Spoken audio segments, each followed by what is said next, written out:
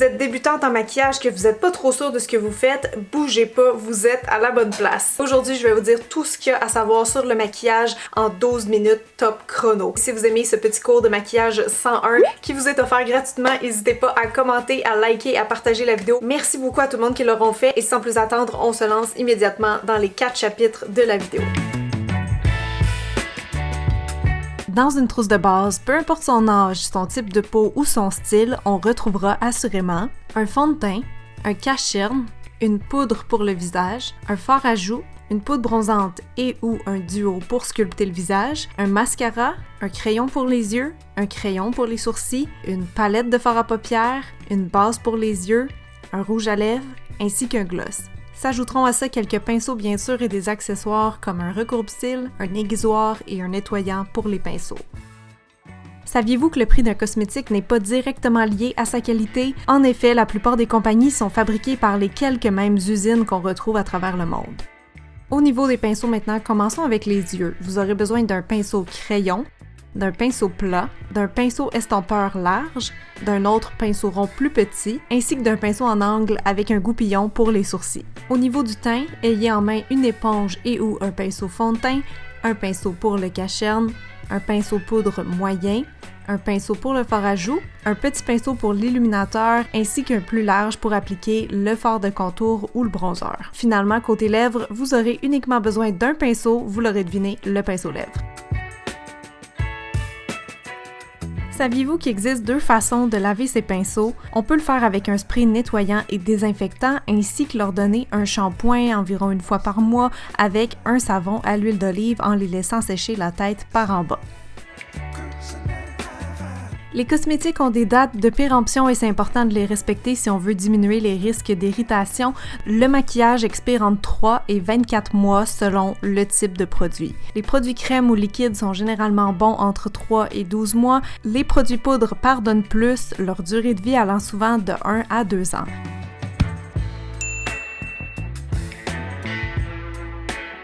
Notre peau, à tous et chacun, est un mélange des 3 couleurs primaires additionnées de blanc ou de noir. Ces pigments, qu'on va retrouver en différentes intensités d'une personne à l'autre, vont donner un teint soit plus doré, plus rosé, plus bleuté ou même verdâtre parfois.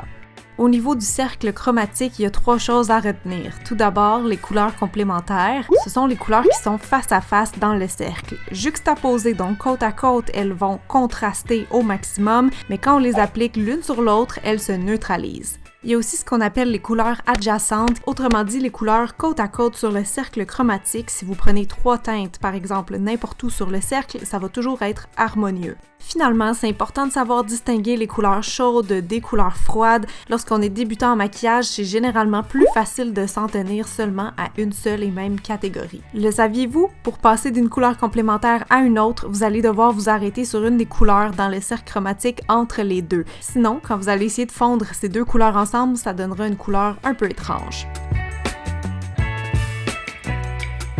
Passons maintenant aux formes de visage. Elles sont classées en 2 catégories, soit les visages courts et les visages longs. Au niveau des visages courts, on a le visage rond, premièrement, qui est tout en douceur et donc qui n'a pas aucun trait angulaire. Au contraire, on a le visage carré qui va avoir une mâchoire assez bien définie, le visage en cœur qui aura un petit menton mais un front plus large, ainsi que la forme de visage diamant qui est plus rare mais qui consiste en un menton et un front étroit avec des pommettes saillantes. Chez les visages longs, on a le visage ovale, qui est un peu l'équivalent du visage rond mais plus long. On a aussi le visage pyramide qui est un triangle inversé par rapport au visage en forme de cœur. Il existe le visage rectangulaire qui est la version plus longue du carré et finalement le visage long ou oblong dit en anglais qui est un visage vraiment étroit et plutôt long.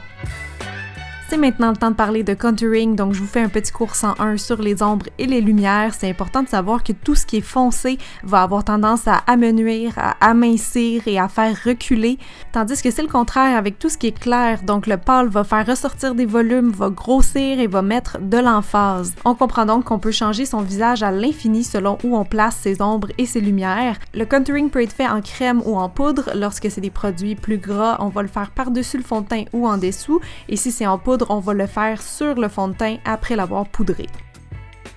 Le fini des produits joue aussi dans les perceptions. Tout ce qui est lumineux fait paraître plus grand, contrairement au mat qui va avoir tendance à écraser ou même à reculer. Ce qui veut dire que le fard à joues, par exemple, peut aussi avoir un impact au niveau du visage. Donc si on le prend foncé et mat, il va venir atténuer une zone. Si on le prend lumineux et clair, il va donner plus de rebondi à la joue.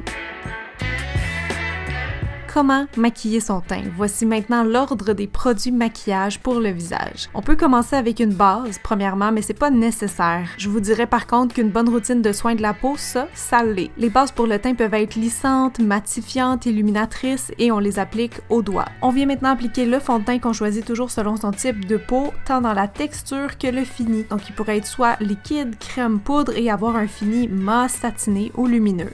Au niveau des couleurs de fond de teint, chaque compagnie a son propre système d'identification, donc ça peut être un peu difficile de s'y retrouver. Si vous voyez un R sur le produit, ça veut dire que le fond de teint tire légèrement plus vers le rouge et donc les teints rosés s'y retrouveront. Si vous voyez un Y, ça veut dire yellow, donc ça s'adresse aux teints dorés et olives. Et si vous voyez la lettre N, ça veut dire neutre, neutral, donc vous êtes entre les deux catégories. Et le numéro, lui, il indique toujours l'intensité de notre carnation, donc plus le chiffre est bas, plus on a le teint clair et plus il est élevé, plus le teint est foncé. On applique le fond de teint avec un pinceau approprié ou une éponge humidifiée.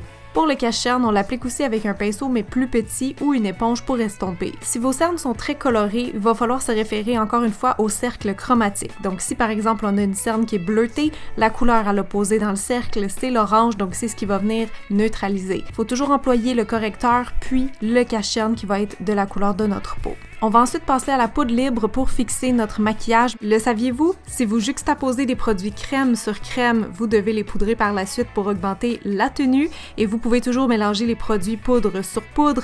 Par contre, si vous voulez passer du crème aux poudres, il faut absolument fixer avec une poudre libre entre les deux. On peut maintenant choisir d'y aller avec une poudre bronzante si on veut rehausser son teint d'été ou de faire du contouring, donc de venir sculpter ou corriger le visage. C'est possible de choisir le contouring et la poudre bronzante, mais il faut savoir que la poudre bronzante va être souvent plus lumineuse et avoir une teinte plus orangée, tandis que le contouring va toujours être plus neutre à tendance grisâtre. On vient ensuite appliquer le fard à joues qui n'a pas son égal pour rehausser le teint. Selon votre maquillage et vos envies, tournez-vous vers quelque chose de plus rosé ou de plus orangé. Pour finir de définir sa joue, on peut ajouter un peu d'illuminateur qui va venir vraiment capter la lumière et donner un effet plus sculpté. Finalement, on peut ajouter un spray fixatif, mais c'est facultatif, ça augmente généralement un peu la tenue du maquillage, mais ça peut aussi apporter un fini mat ou lumineux. Parlons maintenant des formes de yeux. Entre autres, on peut retrouver les yeux en amande, les yeux ronds, les yeux tombants, ceux ascendants, les yeux éloignés ou rapprochés, la paupière plate sans creux apparent et finalement les paupières tombantes qui sont assez courantes. À savoir que notre forme de yeux peut combiner plusieurs caractéristiques, donc comme pour les formes de visage, on peut se ramasser un petit peu dans deux catégories. Sachez aussi que c'est possible de reprendre les mêmes principes du contouring qu'on a vu tout à l'heure. Donc comme pour le visage, si on applique des fards foncés et clairs à des endroits stratégiques sur nos yeux, on peut totalement changer la forme de ceux-ci. Voici maintenant les 3 styles de maquillage les plus courants, en commençant par le smokey eye, ou l'œil charbonneux en français, qui consiste à appliquer un fard foncé autour de l'œil, en partant de la racine des cils et en étirant progressivement pour faire cet effet fumé.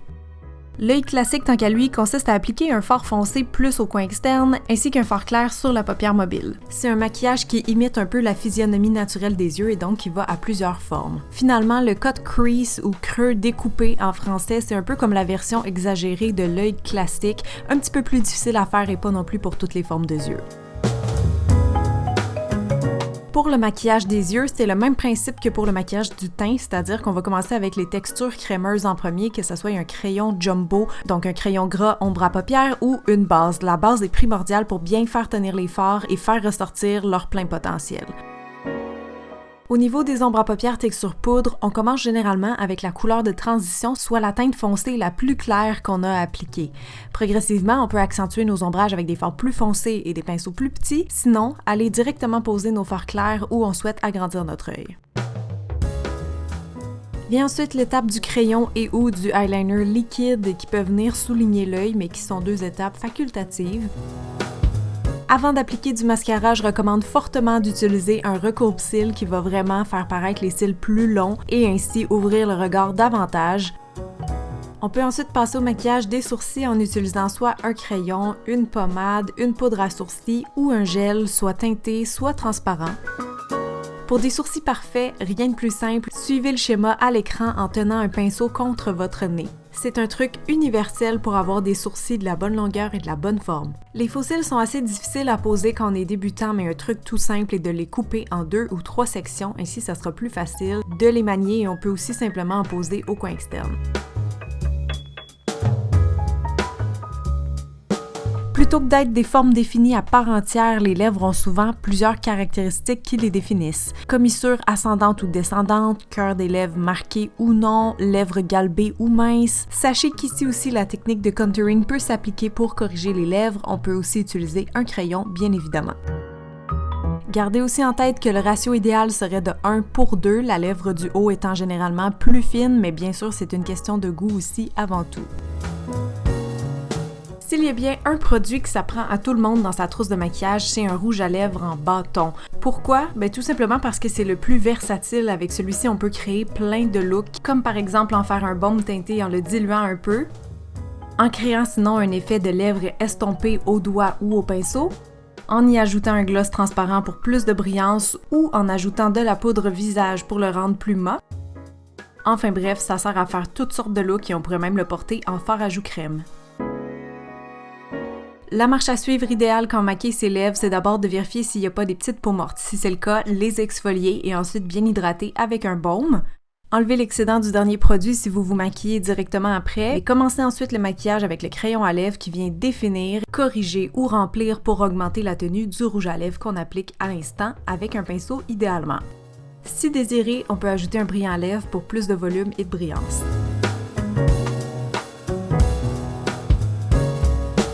Donc voilà tout le monde, c'est déjà terminé. J'espère que vous avez apprécié cette vidéo un petit peu différente et je voulais juste dire en terminant que c'était grandement inspiré de mon propre livre sur le maquillage, donc le petit guide de la beauté qui était sorti en 2016 et qui est toujours à jour comme vous aurez pu voir, donc encore en vente. Merci à tout le monde qui auront été là et je vous dis à très bientôt. Bye!